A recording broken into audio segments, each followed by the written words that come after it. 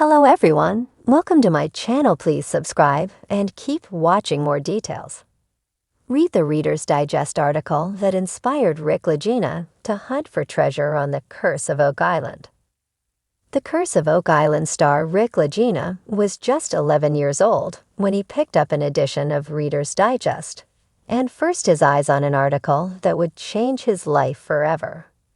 The January 1965 edition of the publication, which was at the time the best-selling magazine in the United States, included an article reprinted from the Rotarian magazine and written by David MacDonald.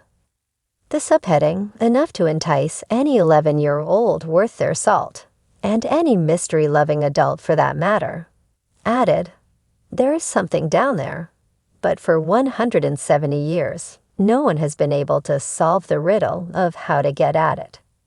He didn't know it yet, but for the young Rick, who like his younger brother Marty loved adventure stories like the Hardy Boys books, that article sealed his future. The Reader's Digest story was in fact the same one that sparked an interest in the Oak Island mystery in fellow treasure hunter and the Curse of Oak Island star Dan Blankenship, who moved to the island the same year it was published. The article delved into how the famous money kit was first discovered by 16-year-old Daniel Messins, all the way back in 1795, when he stumbled across an odd depression at one end of the island. Messins and two of his friends, Tony Vaughn and Jack Smith, then found mystery oak platforms every 10 feet down as they dug deeper and deeper into the ground. The article went on to chronicle the massive and repeated efforts by various teams over the decades to try and find out just what is down there. Booby traps, deaths, $1,500,000 at the time, already spent on trying to uncover the island's secrets. This story had it all. The article also included a diagram showing what had been found at various depths in the money kit, and included a picture of a prominent oak tree that used to sit at the top, which has since gone.